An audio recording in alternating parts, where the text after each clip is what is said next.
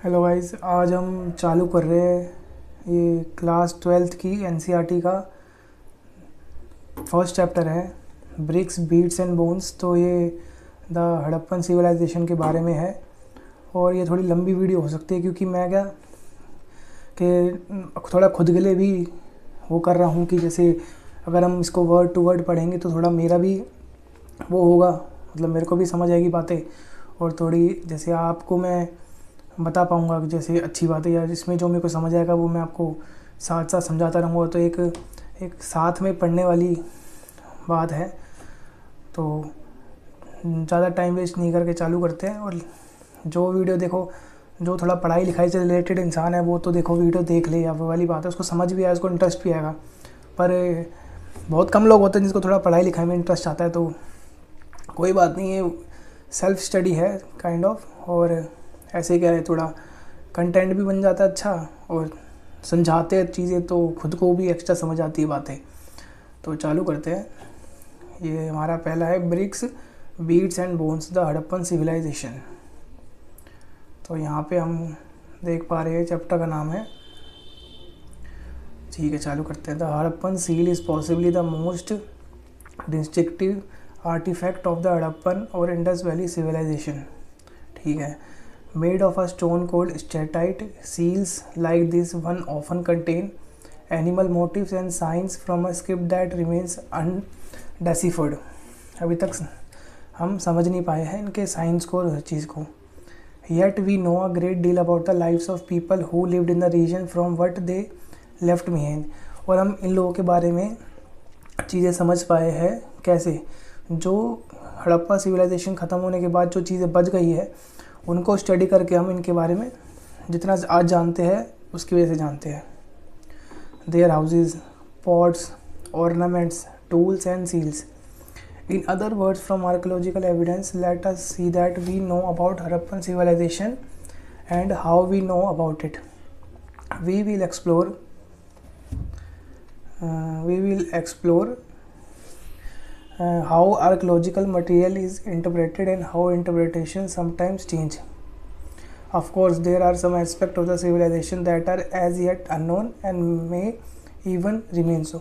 अब हड़प्पन सिविलाइजेशन के बारे में हम काफ़ी मतलब रिसर्च हो चुकी है, काफ़ी नई नई साइट्स मिलती रहती है अभी भी, मतलब हम एक्सकवेशन होता रहता है तो नई चीज़ें मिलती है, तो उसके बारे में नई चीज़ पता चलती है।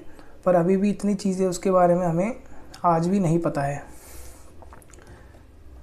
ये आप ब्लू बॉक्सेस में एक्स्ट्रा इन्फॉर्मेशन होती है, ये मैं स्किप कर रहा हूँ।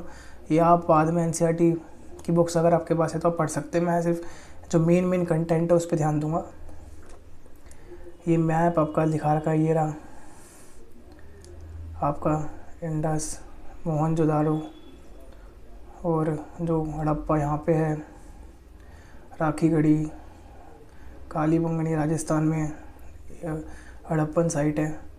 तो ये सब हमें इस वाले मैप में दिखा रखी है साइट्स। अभी भी नहीं। There were several archaeological culture in the region prior to the matured Harappan. These culture were associated with distinctive pottery, evidence of agriculture and pastoralism. अब इसमें क्या बताया कि जो ये मैच्योर्ड हड़प्पन था, हड़प्पा सिविलाइजेशन थी, their culture were associated with distinctive pottery. उनका एक डिस्ट्रिक्टिव एक पैटर्न था पॉटरी का। एविडेंस ऑफ एग्रीकल्चर, वो हमें पता है कि वो खेती बाड़ी करते थे उससे। और पैस्टोराइजेशन होता है, वो दूध जैसे क्या कहते हैं लोग, गाय भैंस इन सबका अपना दूध के लिए इस्तेमाल किया करते थे। And some craft settlement from were generally small, मतलब क्राफ्ट और ये सब नहीं था, मेन सारा ये था। And there were virtually no large buildings, कोई लार्ज बड़ी बिल्डिंग्स नहीं थी। It appears that these were a break between the early Harappan and the Harappa civilization। और ये एक ब्रेक माना जाता है अर्ली हड़प्पन सिविलाइजेशन और एक हड़प्पन सिविलाइजेशन जो बाद में फुली डेवलप हुई थी। Evident from large scale burning at some sites as well as the abandonment of certain settlement. और देखा गया है कि कहीं कहीं जो साइट्स मिली है वो पूरी जली हुई मिली है, और कहीं कहीं अबंडमेंट एकदम गाँव एकदम वैसे के वैसे घर छोड़ दिए और लोग चले गए। सब्सिस्टेंस स्ट्रैटेजीज़, क्या क्या स्ट्रैटेजीज़ रही होंगी। If you look at map 1 and 2, you will notice that the matured Harappan civilized culture developed in some of the areas occupied by the early Harappan cultures. Okay, these cultures also shared certain common element, कुछ common element भी थे, including subsistence strategies. The Harappans ate a wide range of plant and animal products, including fish. जो Harappan civilisation के लोग थे वो plant based चीज़ें खाते थे, एनिमल के प्रोडक्ट खाते थे और फिश भी खाते थे. Archaeologist have been able to reconstruct dietary practicals from finds of charred grains and seeds. मतलब कहीं कहीं मिट्टी में उनको दबे हुए ग्रेन्स और ये सब मिले हैं, सीड्स मिले हैं, अलग अलग चीज़ों के जो हड़प्पन सिविलाइजेशन वाले उगाते थे. These are studied by archaeological botanists who are specialists in ancient plant remains. और ये सब चीज़ें आर्क बोटानिस्ट होते हैं जो पहले की चीज़ों, पहले के जो ये जितनी वेजिटेशंस है और ये सब के बारे में पढ़ते थे, वो इनको स्टडी करके बताते कि उस टाइम वो क्या उगाते थे और उस टाइम क्या क्या चीज़ें हुआ करती थी. Grains found at Harappan sites include wheat, barley, lentil, chickpea and sesame. तो ये सब जो साइट्स पे हमें मिले हैं, वीट, बार्ले, लेंटिल, ये सब. Millets are found from sites in Gujarat. जो मिलेट्स है वो गुजरात की साइट पे मिले हैं. Finds of rice are relatively rare. मतलब चावल की खेती इतनी नहीं की जाती थी. Animal bones found at Harappan sites include those of cattle, sheep, goat, buffalo and pig. और इन सब जो कैटल हैं, शीप, गोट, बफेलो और पिग की बोन्स मिली है. इसका मतलब है वो कहीं ना कहीं उनको या तो वैसे यूज़ करते होंगे, मतलब डेयरी प्रोडक्ट्स के उसमें, या फिर खाते भी होंगे, तो इनकी बोन्स मिली है. स्टडीज़ डन बाय आर्कियोजूलॉजिस्ट और जू archaeologist indicate that these animals were domesticated. मतलब वो ये उनको पालतू जानवर बना के रखते थे. Bones of wild species such as boar, deer and घड़ियाल are also found. Wild species की भी बोन्स मिली है. We do not know whether the Harappans hunted this animal themselves. ठीक है, मतलब खुद भी नहीं करा होगा तो. और obtain meat from other hunting communities. या तो उन्होंने खुद मारा है या फिर कुछ उनके पास हंटिंग कम्युनिटीज़ होती होंगी अलग, जो स्पेसिफिकली हंटिंग ही करती होंगी, उनसे उन्होंने लिया होगा. Bones of fish and fowl are also found. Bones, इससे चलता है पता कि वो फिश भी उस टाइम खाने वाने इस्तेमाल करने लग गए थे. आर्कियोलॉजिकल टेक्नोलॉजीज़, क्या क्या टेक्नोलॉजीज़ थी. While the prevalence of agriculture is indicated by finds of grains. Okay, grains मिली है, इसका मतलब एग्रीकल्चर में वो एक्टिव थे. It is more difficult to reconstruct actual agriculture practice. मतलब अभी भी हमें एग्जैक्टली हम बता नहीं सकते. मिट्टी में अगर हम ग्रेन्स मिल गए तो उसका मतलब हमने वो लगा लिया कि वहाँ पे खेती होती थी, पर अभी हम कंफर्म नहीं बता सकते कि उनका क्या पैटर्न था, क्या वो कैसे एग्रीकल्चर प्रैक्टिसेस, कैसे एग्रीकल्चर में करते थे काम. Were seeds broadcast on ploughed lands. क्या वो प्लॉड खेत पहले जोत दिए और उस पर ऐसे करके बीज फेंक दिए. Representation on seals and terracotta sculpture indicate that bull was known and archaeologist extrapolate from this that oxen were use for ploughing. मतलब उनको, क्योंकि जो उनके टेराकोटा जो सील्स थे उन पे बुल, आपको पता है, मिला है हमें. और जो आर्कियोलॉजिस्ट है वो बताते हैं कि हो सकता है कि जो बुल को वो प्लोइंग के लिए इस्तेमाल करते हो. Moreover terracotta models of the plough have been found at sites in Cholistan and Banawali, Haryana में जो है. तो टेराकोटा मॉडल्स है प्लो के, वो मिले हैं. मतलब उनको इतनी पुरानी उसमें भी वो प्लोइंग, खरीद जोतने के लिए उनके पास, उन्होंने वो चीज़ें अपनी बना ली थी. Archaeologist have also found evidence of a प्लोड field at Kalibangan. मतलब एक जोता हुआ खेत मिला है कालीबंगन, राजस्थान में, associated with early Harappan levels. अच्छा, the field had 2 sets of furrows at right angles to each other, suggesting that 2 different crops were grown together. मतलब वो एक साथ 2 अलग अलग खेती भी, चीज़ की खेती भी करते थे. इतनी पुरानी सभ्यता होने के बावजूद भी इतनी एडवांस थी, आज भी लोग उसके बारे में पढ़ते हैं. ये चीज़ अब सोचने वाली बात है. Archaeologist have not also tried to identify the tools used for harvesting. मतलब हार्वेस्टिंग के लिए वो क्या क्या टूल्स इस्तेमाल करते थे. Did the Harappan use stone blades. Stone को काट के ब्लेड की तरह कर देते हैं, उसको स्टोन ब्लेड बोलते हैं। सेट इन वुडन हैंडल्स और did they use metal tools, क्या है वो लोहे के टूल्स इस्तेमाल करते थे। Most Harappan sites are located in semi arid land, okay, where irrigation was probably required for agriculture. Traces of canals have been found at the Harappan site at Shotughai in Afghanistan, but not in Punjab or Sindh. Okay, canals ये शोटुघई इन अफगानिस्तान में मिला, but Punjab और सिंध में तो एक reason सी ये भी हो सकता है कि वहाँ पे पहले से ही काफ़ी नदियाँ हैं तो कनाल्स की इतनी ज़रूरत पड़ी नहीं होगी। It is possible that ancient canal silted up long ago. It is also likely that water drawn from wells was used for irrigation. वही है, कुएं से पानी निकालते होंगे इरीगेशन के लिए। Besides, water reservoir found in Dholavira, Gujarat में have been used for store water for agriculture. और हमें ढोलावीरा गुजरात में एक वाटर रिजर्वर मिला है जिसका वो इस्तेमाल करते होंगे अपने एग्रीकल्चर प्रैक्टिसेस के लिए। Mohenjodaro planned urban centre, okay. Perhaps the most unique feature of the Harappan civilization was the development of urban centers. मतलब उन्होंने काफ़ी कुछ सिटीज़ उनकी स्पेसिफिकली इतनी डेवलप्ड थी, इतनी टाइम से आगे उन्होंने प्लान करी थी कि उसके बारे में आज भी मतलब उनको फिर उन्होंने हड़प्पन सिविलाइजेशन अपने आप में एक सिविलाइज्ड मतलब काफ़ी अच्छी सिविलाइजेशन मानी जाती है, मतलब काफ़ी डेवलप्ड। और पर उसमें भी उन्होंने कुछ कुछ सिटीज़ इतनी अच्छी थी कि जैसे उनको अलग से हम अर्बन सिटीज़ या अर्बन सेंटर्स बोलते हैं, जिसमें से एक है मोहनजोदारो जिसके बारे में हम पढ़ रहे हैं। Let us look at one such centre, Mohenjodaro, more closely, okay. Although Mohenjodaro is the most well known site, ठीक है, सबने नाम सुना है। The first site to be discovered by was Harappa, पहली साइट मिली थी हड़प्पा 1929 में। The settlement is divided into 6 sections, Harappa वाली की बात कर रहे हैं। One smaller but higher and the other much larger but lower. इन्होंने बताया कि एक मोहनजोदाड़ो 2 पार्ट में डिवाइडेड था, एक था अपर पार्ट में पर वो थोड़ा लोअर पोर्शन था, छोटा पोर्शन था, और नीचे की तरफ क्या था, बड़ा पोर्शन, बड़ा एरिया में डिवाइड करा गया था। Archaeologist designate these as a citadel and the, मतलब जो बड़ी साइड छोटी साइड थी जो ऊपर में थी उसको बोलते थे Citadel and the lower town respectively, जो नीचे वाले की लोअर टाउन बोलते थे easily. The citadel owes its height to the fact that the buildings were constructed on mud bricks platform, मतलब मिट्टी के ईंटों के ईंट होती थी उसका घर बने होते थे।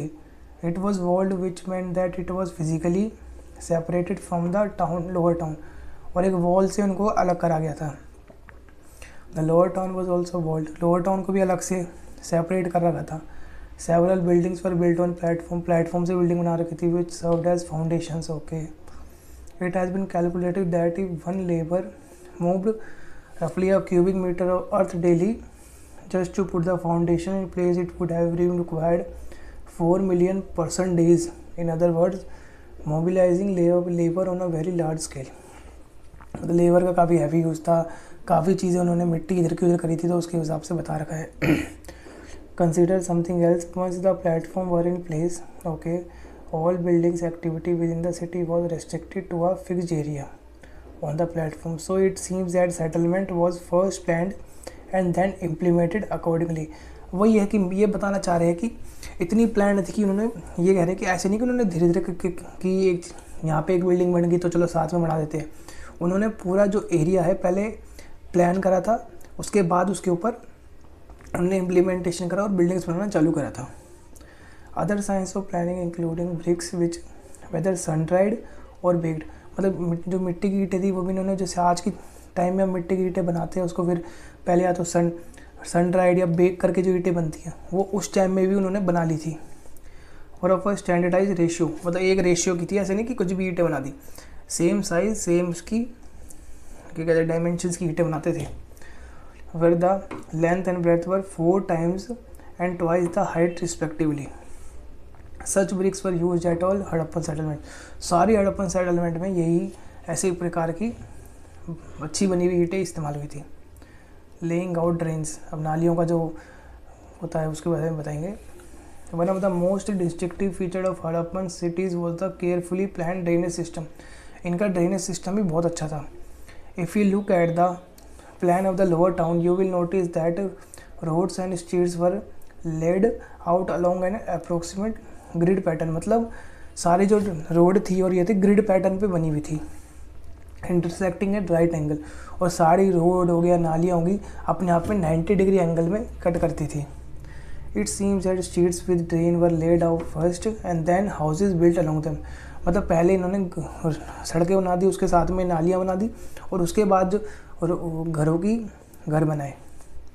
If domestic waste water had to flow into the street drain, every house needed to have at least one wall along the street.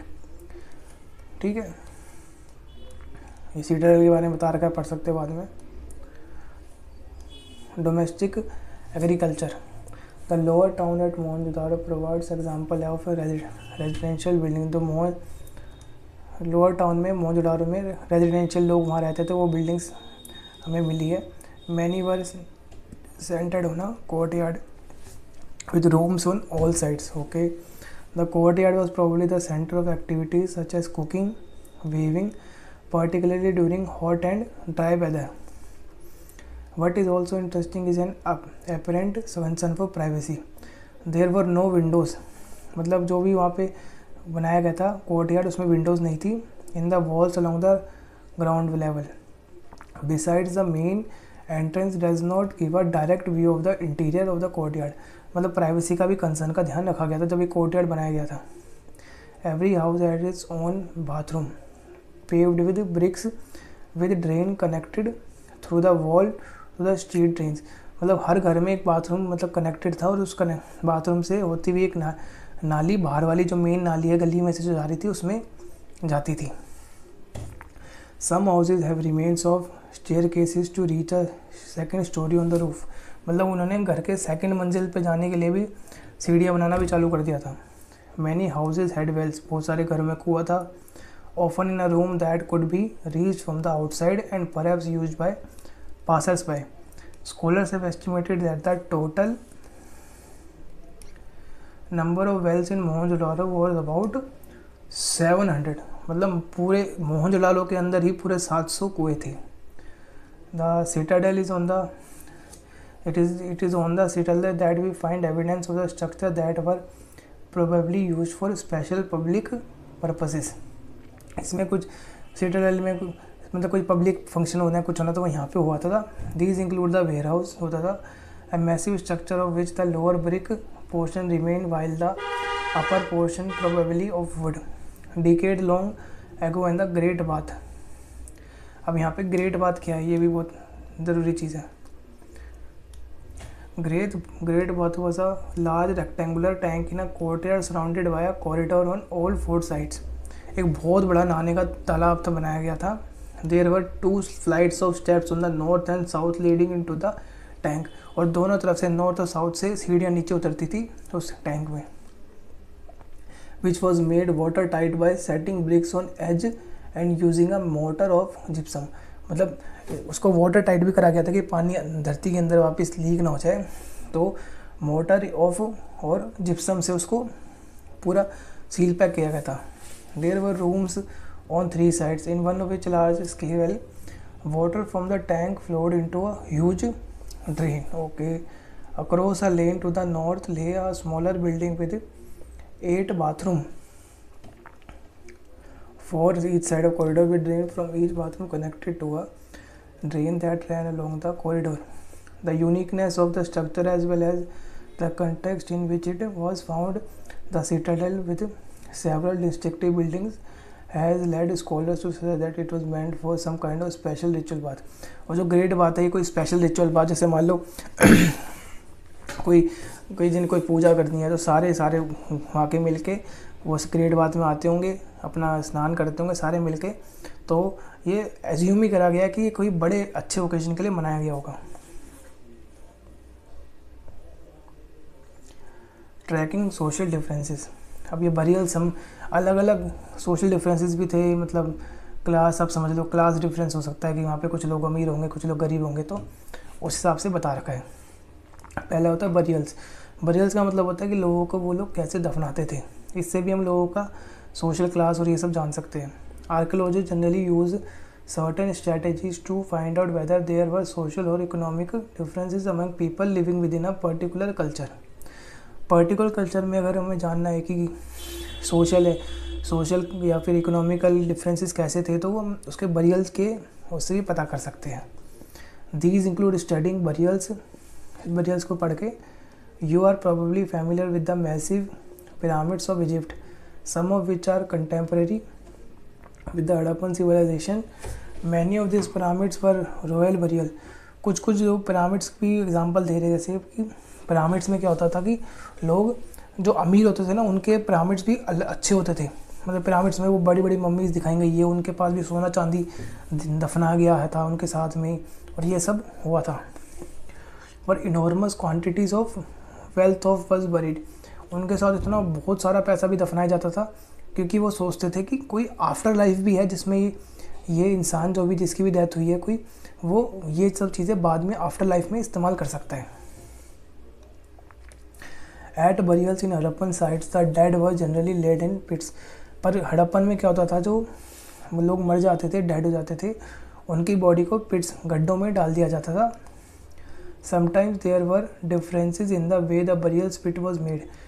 Burial pit बनाने के कभी कभार डिफरेंस होता था. In some instances the hollowed out spaces were lined with bricks. Okay, could this variation be an indication of social difference. हो सकता है कोई सोशल डिफरेंस के लिए अलग अलग, कि भाई एक ये इस जाति का इंसान है तो उसके लिए अलग पिट बनाओ, इस जाति का इंसान है तो अलग पिट बनाओ, ये भी हो सकता है. वी आर नॉट श्योर, अभी हमें कंफर्म नहीं है, पर डिफरेंसेस मिले हैं पिट्स में. Some graves contain pottery and ornaments perhaps indicating a believe that these could be used in the afterlife. वही मैंने बताया आपको कि ये लोग सोचते थे कि ये जो इंसान की डेथ हो गई है, ये आफ्टर लाइफ में भी चीज़ें इस्तेमाल कर सकता है, जो हम इसको अभी इसके बरियल के साथ में इसको दे देंगे. मतलब इनके उस टाइम में आफ्टर लाइफ का कॉन्सेप्ट भी था. Jewellery has been found in burials of both man and women. Jewellery दोनों में मिला है, मैन और वुमेन, मतलब मैन भी ज्वेलरी इस्तेमाल करते थे. In fact in the excavation at the cemetery in Harappa in the mid 1980s an ornament consisting of 3 shell ring a jasper a kind of precious stone. Jasper एक प्रीशियस स्टोन था. Bead and hundreds of micro beads was found near the skull of a male. अच्छा, ये कोई mail, कोई अमीर होगा, उसने jasper एक बहुत प्रीशियस स्टोन उसके पास मिला था उसकी पिट में, जो बरियल पिट है. In some instances the dead were buried with copper mirror भी मिले हैं. But on the whole it appears that the Harappan did not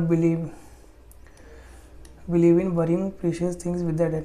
पर ज़्यादा महंगी चीज़ें नहीं मिली है, जैसे उनकी डेली लाइफ की चीज़ें होती है, पॉटरी, कपड़े हो गए, या मतलब जो भी वो पहनते थे उस टाइम में, वो सब चीज़ें आम चीज़ें मिली है, ज़्यादा कीमती चीज़ें नहीं मिली हमें. Looking for luxuries. Another strategy to identify social difference is to study artefacts. कि आर्टिफैक्ट्स उस टाइम की जो चीज़ें वो इस्तेमाल करते थे, उससे हम बता सकते हैं कि क्या क्या सोशल डिफरेंस थे. Which archaeological broadly classify as utilitarian and luxuries. The first category include objects of daily use made fairly easily out of ordinary materials such as stone or clay. Understood है? These include coins, pottery, needles, national body sculptures, etc. and are usually found distributed throughout settlements. Archaeologists assume objects were luxuries if they are rare or made from costly non-local material or with complicated technologies. Archaeologist मानते कि luxury इनके लिए क्या था, कि जो चीज़ या तो बहुत रेयर है वो लग्जरी हो गई, कि भाई ये इस्तेमाल कर रहा है तो बहुत अमीर आदमी हो गया. लोकल मटेरियल नहीं है, आसपास नहीं मिलता, बाहर से मंगवाना पड़ता है, तो वो मान लिया. और या फिर बहुत महंगा आइटम है. 10 लीटर, ये तो आज के ज़माने में भी वैलिड है point. 10 little pots of faience a material made of ground sand और silica mixed with colour and a gum then fired. ये कोई मटीरियल था फाइंस, ये यूज़ होता था तो चलता था पता कि इंसान बहुत अमीर है. Were probably considered precious because they were difficult to make. और ये बनाना बहुत मुश्किल होता था, जिसके बाद होता था उसको अमीर आदमी मानते थे. The situation become more complicated when we find what seem to be articles of daily use such as spindle whorls made of rare materials such as fines. Do we classify these as utilitarian of luxuries? ये हो गया. If we study the distribution of such artifacts, हम ये अगर ये artifacts पढ़ते हैं तो we find that rare objects made of valuable materials are generally concentrated in large settlements like Mohenjo-daro, Harappa, and are rarely found in the smaller settlement. For example, miniature pots of fans, perhaps used as perfume bottles, are found in Mohenjo-daro and Harappa. There are none of from small settlements. नहीं मिला है. Like Kalibangan gold too was rare. Gold बहुत rare था and at its present probably precious. All the gold jewelry found at Harappa sites was recovered from hoards. तो हमें सारी जो recover हुई है वो हड़प्पन साइट में रिकवर फ्रॉम होर्ड्स. ठीक है. Finding out about craft production. Locate Chanhudaro on map 1. This is a tiny settlement. एक छोटा टाइनी सेटलमेंट थी ये चहनुदारो. 7 हेक्टेयर का था एज़ कम्पेयर टू मोहनजोदाड़ो. वो मोहनजोदाड़ो था 125 हेक्टेयर का था. Almost exclusively devoted to craft production. और ये इसमें माना जाता है कि सिर्फ क्राफ्ट प्रोडक्शन ही किया जाता था, including bead making, shell cutting, metal working, seal making and bead making. तो यहाँ पे ये सारे काम चनुआ में होते थे. The variety of materials use to make beads is remarkable. बहुत सारी वेराइटीज थी बीड्स की. Stones like carnelian, a beautiful red colour, jasper crystal, quartz, steatite metal, copper, bronze, gold, shell, faience and terracotta और burnt clay, ये सब चीज़ें इस्तेमाल की जाती थी. Some beads were made of 2 or more stones. Okay.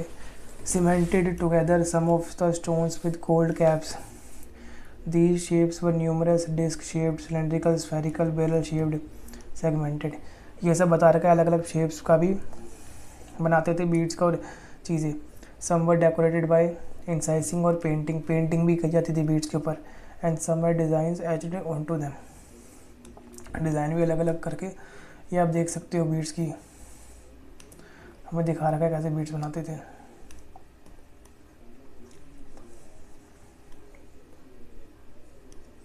Techniques for making beads different accordingly to the material. Steatite या very soft stone was easily worked. Steatite सबसे ज़्यादा इस्तेमाल हुआ था. Some beads were moulded out of a paste made from steatite powder. They permitted making a variety of shapes unlike the geometrical forms made out of harder stones. How the stalactite micro beads was made remains a puzzle for archaeologists studying ancient technology. Archaeologists' experiments have revealed that the red color of carnelian was obtained by firing the yellowish raw material and beads at various stages of production.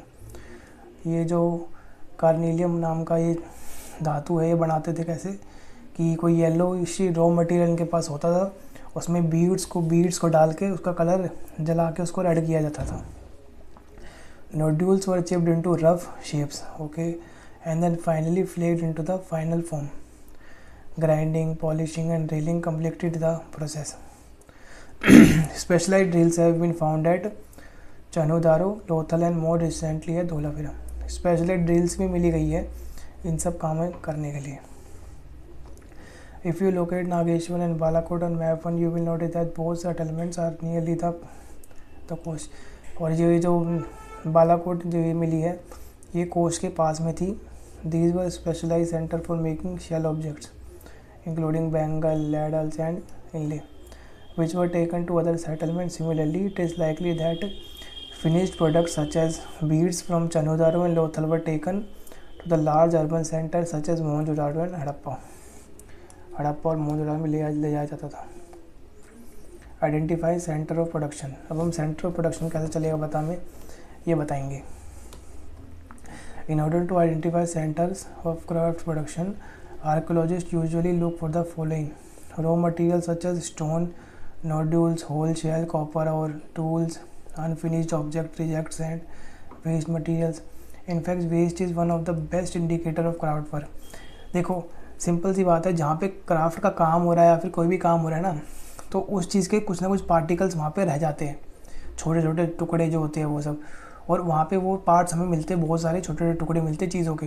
तो हमें ये समझ आता कि या तो यहाँ पे ये इस चीज़ का काम हो रहा होगा, किसी बीड्स का काम, बीड्स मिले होंगे या फिर कोई पत्थर के छोटे छोटे टुकड़े मिले होंगे। तो हमें समझ आता था कि यहाँ पे पत्थर की कटाई होती थी, तो यहाँ पे क्या है, ये एक सेंटर ऑफ प्रोडक्शन हो सकता है, यहाँ पे चीज़ें बनती थी, क्योंकि तभी यहाँ पे छोटे छोटे टुकड़े हमें वहाँ पर मिलते हैं। For instance, if shell or stone is cut to make object, then pieces of these materials will be discarded as waste at the place of production। वही ये जो छोटे छोटे पीसेस होते हैं उसको हम वेस्ट समझ के छोड़ देते हैं वहीं पे, तो वो हमारा प्रोडक्शन हम चल जाता था कि यहाँ पे चीज़ों की प्रोडक्शन होती थी। Sometimes larger waste pieces were use up to make smaller objects. वो तो होता ही है, बड़े बड़े कभी कभार जो वेस्ट प्रोडक्ट्स थोड़े बड़े होते हैं उनके लिए कोई छोटी चीज़ बनाई दी जाती है। But minuscule bits were usually left at the work area. But बहुत जो छोटे होते हैं बिट्स, वो को वहीं काम पे जगह छोड़ देते हैं। These activities suggest that apart from small specialized center, craft production was also undertaken in large cities such as Mohenjo-daro and Harappa. Okay. Strategies for procuring material। अब इनका मटेरियल कहाँ से आता था? As it obvious, a variety of materials was used for craft production। काफ़ी अलग अलग type के मटेरियल्स को यूज़ करते थे। While some such as clay और लोकली अवेलेबल क्ले तो मिल जाती थी, many such as stone, timber and metal had to be procured from outside the alluvial plain. मतलब पत्थर, टिम्बर और ये सब चीज़ें उनको बाहर से मंगवानी पड़ती थी। Terracotta toy models of bullock cart suggest that this was one important means of transporting goods and people across land routes. Terracotta model मिला है बुलक कार्ट का, इससे हमें समझ आता है कि वो बुल कार्ट को इस्तेमाल करते थे। रिवरियन roots along the Indus and the tributaries as well as coastal routes were also probably used। मतलब coastal routes भी वो इस्तेमाल करते ही थे, क्योंकि वो आगे चलेगा बताने।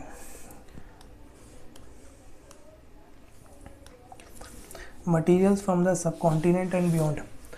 हड़प मतलब सब कॉन्टिनेंट में तो आसपास के एरिया से या फिर और दूर से भी वो लोग मटेरियल कैसे मंगवाते थे, हमें चलेगा पता। The Hadappans procured materials for craft production in various ways। For instance, they established settlements such as Nageshwar and Balakot in areas where shell was available। Other such sites were Shotugai in far of Afghanistan near the best source of lapis lazuli, a blue stone that was apparently very highly valued, and Lothal, which was near sources of carnelian from Bharuch in Gujarat, statelite from South Rajasthan and North Gujarat, and metal from Rajasthan। Another strategy for procuring raw materials may have been to send expenditure to areas such as the Khetri region of Rajasthan for copper and South India for gold। ये सब main regions थे जहाँ से ये खेती से बताया कि खेतरी रीजन ऑफ राजस्थान में तो कॉपर मिलता था और साउथ इंडिया में मिलता था गोल्ड, जो KGF आपको पता ही होगा, उसी में स्टोरी बनी हुई है। These expenditure established communication with local communities। Occasional finds of Harappa artifacts such as statelite, micro beads in these areas are indication of such contact। There is evidence in the Khetri area for what archaeologists call the Ganeshwar Jodhpur culture, where its distinctive non-Harappan pottery and has unusual wealth of copper object। It is possible that the inhabitant of this region supplied copper to the Harappan। मतलब ये जो reason है यहाँ से copper supply करते होंगे Harappan civilisation को। Mesopotamia दिखा रखा है हमें, ये रहा मेसोपोटामिया, और कोई जरूरी है कि हड़प्पा यहाँ पे, मेसोपोटामिया सिविलाइजेशन यहाँ थी। Contact with distant land. Recent archaeological finds suggest that copper was also probably brought from Oman। Copper लाते थे ओमान से on the southeastern trip to the Arabian Peninsula। Okay, chemical analysis have shown that both the Omani copper and Harappan artifacts have traces of nickel। दोनों में निकल मिला है, suggesting a common origin हो सकता है, निकल मिला है तो same. There are other traces of contact as well। A distinctive type of vessel A large Harappan jar coated with a thick layer of black clay has been found at Omani sites. Such thick coating prevent the percolation of liquids. We do not know that there was carried in this vessel, but it is possible that the Harappans exchanged the content of these vessels for Omani copper. मतलब वो barter system वाला Mesopotamia text datable to the 3rd millennium refers to copper coming from a region called Magan, perhaps a name for Oman. And interestingly enough, copper found at Mesopotamian sites also contained traces of nickel. Other archaeological finds suggest a long distance contact including Harappan seals, weights, dice and beads. In this context, it is worth noting that Mesopotamian text mention contact with regions named Dilban, probably the island of Bahrain, Magan and Malwa. Possibly the Harappan civilization. They mention the products from Maluna, carnelian, lapis lazuli, copper, gold and varieties of wool. A Mesopotamian myth says the may your bird be the Haja bird, may its call be heard in the royal palace. Some archaeologists think the Haja bird was a peacock. Did it get the name from the call? It is likely that communication with Oman, Bahrain or Mesopotamia was by the Mesopotamian text refers to Malwa as a land of seafarers. Besides, we find depiction of ships and boats on seal. ये seal depiction of boat करके दिखा रखी है. ये letter और archaeological sign board है. तो guys आज की वीडियो में इतनी रखते हैं. बाकी अब हमारे सील्स, स्क्रिप्ट और वेट है, हम अगली वीडियो में कवर करेंगे. तो जिसको भी देखो मेन पढ़ाई लिखाई है, अपना पढ़ाई लिखाई से जुड़े रहो. मन में भी शांति रहेगी और अच्छा लगेगा आपको कुछ नई चीज़ सीख के. तो आज हमने ये चालू करा है अपना खुद की सेल्फ स्टडी के लिए. तो अगर आपको वीडियो देखना, ऐसी वीडियो देखना अच्छा लगता है तो देखिए. आप इसको हो सके तो लाइक करें, शेयर करें, सब्सक्राइब करें और आप जीवन में पढ़ते रहिए, आगे बढ़ते रहिए. धन्यवाद.